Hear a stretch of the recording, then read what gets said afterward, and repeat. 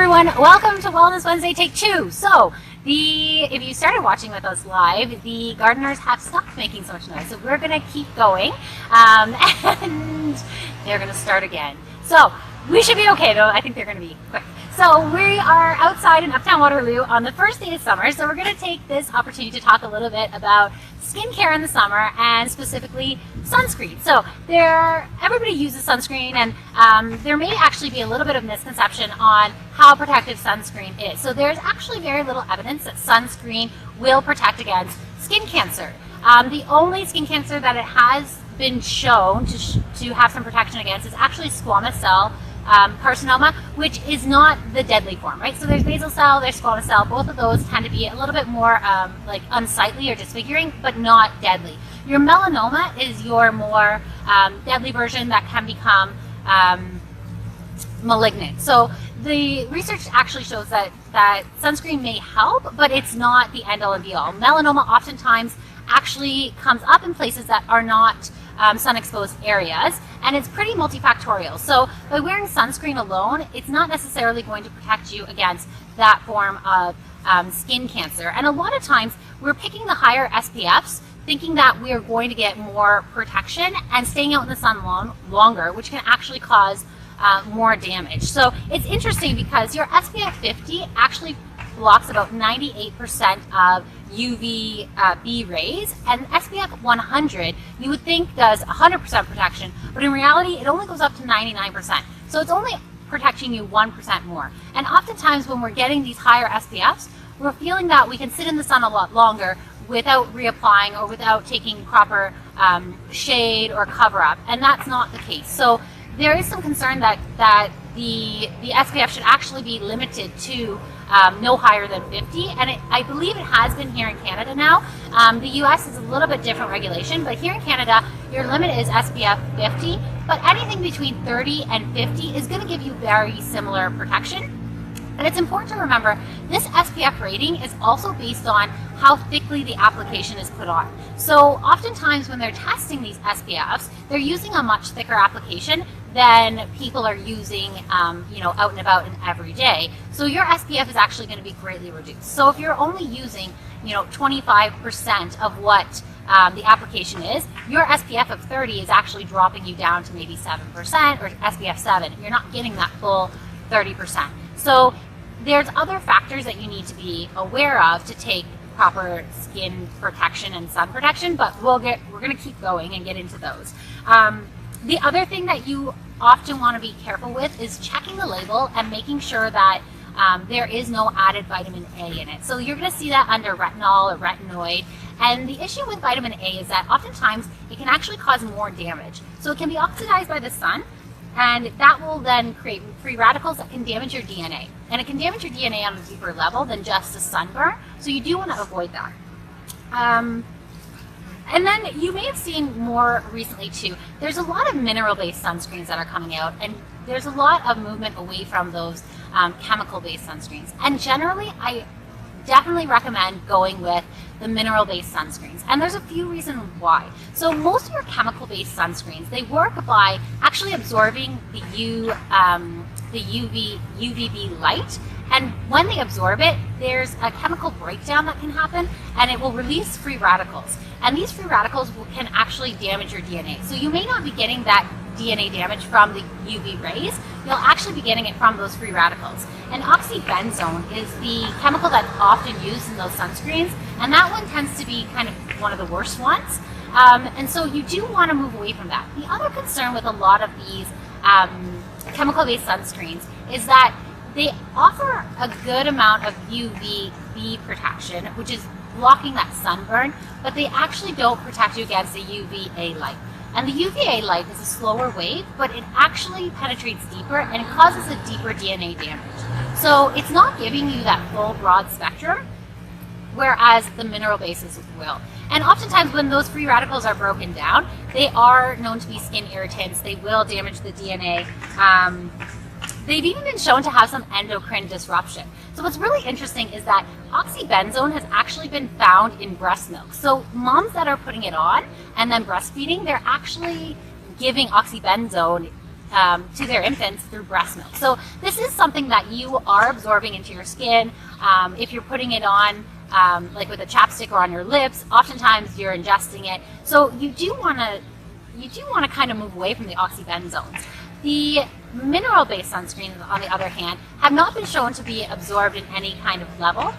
The one thing that you should kind of avoid is the aerosols, and that goes for both your mineral-based and your chemical-based, because none of these should be inhaled into your lungs. And the problem with aerosols, even though it's really convenient to just grab your kid's arm and give them a quick spray, it is aerating these chemicals that you are then breathing in, and they're getting into your lungs. And we don't want you to be inhaling these, whether they're mineral-based or they're chemical-based. So, but the mineral-based, they will actually offer you a really great broad spectrum. So they don't just block the UVB rays the way that the chemical ones do. They will actually block the UVA rays and the UVB rays. And they work not by absorbing and releasing those free radicals like the chemical-based ones do. They actually work by deflecting the UVA and the UVB rays. So you won't get that free radical irritation or that DNA damage, and they're giving you a much better broad spectrum, so they're protecting against that deeper damage. They also tend to just be a little bit better. You're not getting that endocrine disruption. Some of the oxybenzones have actually been shown, or the oxybenzone has actually been shown to be anti-androgenic, which means it can actually lower testosterone levels in males as well, which can be a concern when you're putting this on children who haven't reached puberty and are going through these hormonal changes. So generally, I always recommend going with the mineral-based sunscreens. Your zinc oxide and your titanium dioxide tend to be the two main bases, and they don't need stabilizers. So that was the other thing I should mention. Your chemical-based often needs stabilizers because they aren't stable in the UV light. They break down, they release those free radicals. So there's other ingredients that are added into them to make them more stable so that they stay on longer, they work a little better. But again, you're getting into a lot of other skin irritants oftentimes and things that are going to help stabilize it but aren't great for your skin. So the mineral bases will completely avoid that. Zinc oxide tends to be your number one. The reason why is because it does have a really great UVA protection in addition to the UVB protection, and this is because it is a larger particle size. However, the downside of the zinc oxide is that because it is a larger particle size, this tends to be the one that shows up really white. So if you think of those old movies where you had the lifeguard with like this strip of white on their nose, that would be more your zinc oxide. It does give you the best protection, but it can be a little bit white on appearance. Your titanium oxide, that one tends to be smaller. It doesn't have quite the same protection with regards to the UVA rays, but it will go on a little bit clearer. So Environmental Working Group actually puts out a really great list of the best sunscreens, and they have a really thorough breakdown of concerns, research, how they test their sunscreens, how they give them the ratings they are. And so if you are using a sunscreen right now, you can actually go to their website and look up how clean or how toxic or whether it's a good sunscreen or not. So I'm going to talk a little bit about the ones that I actually like. So I have two here. So I have Badger. Badger I really like. This one is all zinc oxide. However, it is going to go on a little bit white. Now, I like this one especially for my kids because they're 5. They don't care if they have white streaks on them. So I know that they're getting really great protection, and it's a really clean product. It has a great rating.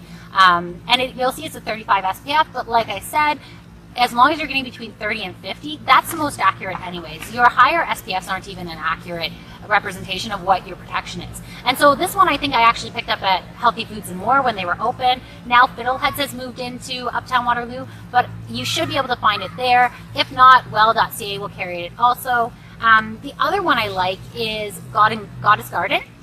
So this one I actually picked up at Zayre's at Conestoga Mall. Not all of the Zayre's in KW will carry it, but some of your larger ones should. This one tends to go on a little bit nicer and not quite as white, but it is a mixture of zinc oxide and titanium oxide, so it's a combination, which is why it's going to give you that protection, but it's not going to go on quite as white or streaky. And then a lot of the other ones now, with the chemical base for sure, you'll find that they do a specific facial one. And that's because sometimes the body ones are a little bit heavier, and so with your face, you want to make sure you're not getting breakouts from it. So there are a couple of good facial ones. I was on their website yesterday looking at some of the highest rated sunscreens, and even Clinique has a mineral-based sunscreen that has a really great rating. Now, I didn't look at all the ingredients, so I can't comment on whether there's fillers or preservatives or other kind of chemicals in there, but it does have a good rating. So you don't have to go too crazy. Like oftentimes some of your more standard lines will also do a mineral-based one. You just need to be careful that it's 100% mineral and they're not adding in the chemical as well. But one of our favorites and local is Cocoon Apothecary, and they just came out with a facial one called Reflector.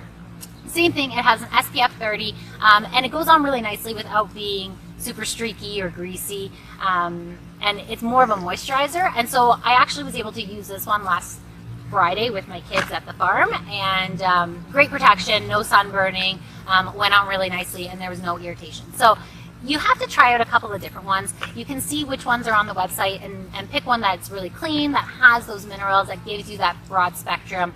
Finding one that's at least a combination zinc oxide, if not all of zinc oxide, is going to give you the best UVA protection, which is going to protect that DNA damage. But finding a combination might be more appropriate for adults who don't want to walk around with white streaks on their arms all the time. But yeah, you can check out their website, ewg.org, I believe, and they will list all those sunscreens. Having said that, again, because research doesn't actually show that sunscreen is going to protect you against skin cancer, you do want to take those precautions. So making sure that you're wearing long sleeves, wearing hats, sunglasses to protect your eyes, staying in the shade when you can, not being out in midday, right? So you're going to get the most UV exposure when you're out midday, right? So trying to go out in the mornings, taking more shade cover in the afternoons, and then in the later afternoons or evenings, then you can go and get that sun as well. Because I don't actually recommend people to be layered in sunscreen all the time, because we do get vitamin D from sunlight, and you do want to make sure that your vitamin D levels are high. There's actually some indication with research that says that higher vitamin D levels will actually protect you against melanoma. So making sure that you are getting vitamin D and your levels are adequate, especially here in North America. It's good to have some sun exposure. We just want to take those precautions so that we're not getting burned and we're not getting the high UVA, UVB exposure. Yeah, so try not to get burned. Do not use the tanning beds. Apparently, some research suggests that it increases your risk of melanoma by 70% if you use it before the age of 30. So avoid the tanning beds. If you do happen to get burned, one of your best things to do is keep it cool, reduce that heat, and then to help heal and improve that burn, you can use something as simple as aloe vera. And so aloe vera you can buy in a gel, which oftentimes will contain some of those other additives, but I actually like recommending just straight aloe vera plants. So if you have a plant in your house, all you have to do is break off the leaf and kind of squeeze out that aloe vera gel, and it will give you that cooling and that protection and some of that healing if you do happen to get burned for whatever reason. Now, that's kind of my big thing about sunscreen. I am going to touch a little bit on bug spray, only because recently on social media, there's been a lot of posting about using essential oils to protect you against tick bites and flea bites, or not flea, but mosquito bites and tick bites. And the thing is, there is no research showing that essential oils are going to protect you against tick bites or mosquito bites as well as the chemicals are. So I would say using an essential oil kind of spray, if you're diluting it properly and you have that kind of background, and even speaking with an aromatherapist that has that education that can instruct you on how using essential oils can be beneficial, is something that, yeah, to use it every day as just a quick little protectant is one thing. You do have to be concerned, or like keep in mind that essential oils, even though they are natural, your liver is processing those, and so by lighting that diffuser or turning on that diffuser every single day and rubbing that essential oil on your kids' toes all the time, or feet and everything else, it is giving your body a bit of a burden, so you don't want to go too crazy. But giving a spray on top of clothes or anything like that, for the everyday, playing in the backyard, whatnot, I'd say sure. However, if you are hiking, if you are going onto trails with long grass, if you are going to be in an area where there is known ticks and Lyme disease and everything else, DEET is your best option, or some of the chemical-based ones. And this is because Lyme disease is serious, tick bites can be serious, and you don't want to take a chance with something that does not have the research behind it.